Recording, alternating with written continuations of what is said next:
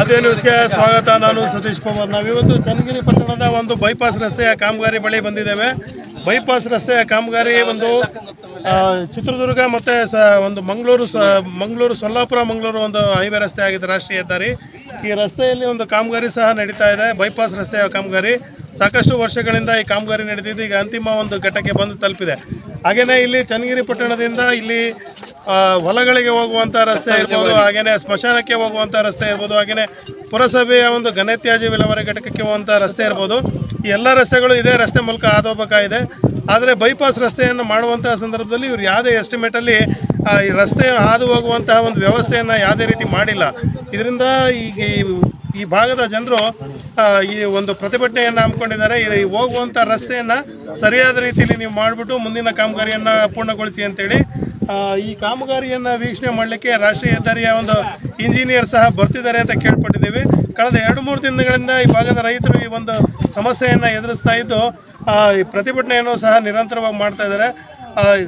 ಸಾಕಷ್ಟು ಕಾಮಗಾರಿಗಳನ್ನು ರಾಷ್ಟ್ರೀಯ ಹೆದ್ದಾರಿಗಳು ಮಾಡುವಂಥ ಸಂದರ್ಭದಲ್ಲಿ ಇಂಥ ರಸ್ತೆಗಳಿಗೆ ಒಂದು ಸೂಕ್ತವಾದ ವ್ಯವಸ್ಥೆಯನ್ನು ಕಲ್ಪಿಸಬೇಕಾಗಿರೋದು ಅವ್ರ ಕರ್ತವ್ಯನೂ ಸಹ ಆಗಿರ್ತದೆ. ಯಾಕಂತಂದರೆ ಕೂಡು ರಸ್ತೆಗಳು ಸಾಕಷ್ಟು ಇರ್ತವೆ, ಅಂತಹ ರಸ್ತೆಗಳಿಗೆ ಸಂಪರ್ಕ ಕಲ್ಪಿಸೋದು ಅವ್ರ ಕೆಲಸ ಆಗಿರ್ತದೆ. ಅದೇ ರೀತಿ ಇಲ್ಲಿ ಯಾವುದೇ ಸಂಪರ್ಕವನ್ನು ಕಲ್ಪಿಸದೆ ಅಥವಾ ಒಂದು ಹೈವೇ ಯಾವುದೋ ಒಂದು ಎಸ್ಟಿಮೇಟ್ನೂ ಸಹ ಮಾಡದೇ ಇರೋದ್ರಿಂದ ಈ ಭಾಗದ ರೈತರು ಈ ಒಂದು ಪ್ರತಿಭಟನೆಯನ್ನು ಮಾಡ್ತಾ ಇದ್ದಾರೆ. ಪ್ರತಿಭಟನೆ ಯಾವ ಹಂತ ತಲುಪ್ತದೆ ಅಂತೇಳಿ ನಾವು ಸಹ ಕಾದು ನೋಡ್ತಾ ಇದ್ದೇವೆ.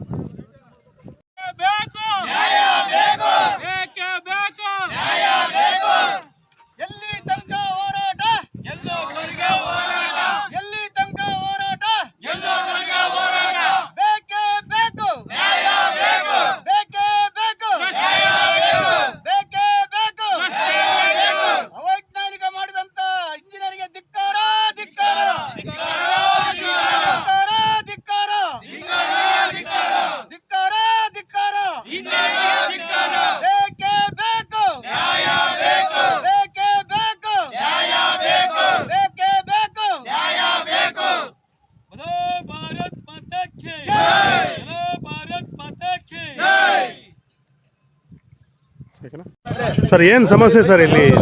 ಸರ್ ಇದು ನ್ಯಾಷನಲ್ ಹೈವೇ ಮಾಡ್ತಿದ್ದಾರೆ ಈಗ. ಇದು ಪುರಾತನ ಕಾಲದಿಂದಲೂ ಸಹ ಇದು ರೋಡ್ ಕಂಡ ರಸ್ತೆ, ನಕಾಶೆ ಕಂಡಂಥ ರೋಡ್ ಇದು ಸುಮಾರು 1000 ಎಕರೆಗೆ ರೈತರು ಓಡಾಡೋಂಥ ಜಾಗ.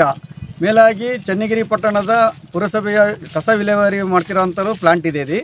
ಹಾಗೆ ನಮ್ಮ ಹಿಂದೂ ರುದ್ರಭೂಮಿನೂ ಸಹ ಇಲ್ಲೇ ಪಕ್ಕದಲ್ಲಿದೆ. ಹಾಗಾಗಿ ಎಲ್ಲರಿಗೂ ಸಹ ಇದೇ ರೋಡಿನ ಅವಶ್ಯಕತೆ. ಈ ರೋಡನ್ನು ಬಿಟ್ಟರೆ ನಾವು ಎಲ್ಲೂ ಸಹ ಸುತ್ತರ್ಕೊಂಡು ಬರೋಕ್ಕಾಗೋದಿಲ್ಲ. ಅದರಿಂದ ನಮಗೆ ಈ ರೋಡನ್ನು ಅಗ್ದರೂ ಸಹ ನಮಗೆ ಬೇರೆ ಥರ ಫ್ಲೇಓವರ್ ಮಾಡ್ಕೊಡ್ಬೇಕು ಅಂತ ನಾವು ಮನವಿಯನ್ನು ಮಾಡ್ಕೊಂಡಿವಿ. ಆದರೆ ಅವರು ಏನು ಅವೈಜ್ಞಾನಿಕವಾಗಿ ಈ ರೋಡನ್ನು ಮಾಡ್ಕೊಂಡಿದ್ದಾರೆ ಎಸ್ಟಿಮೇಟಲ್ಲಿ.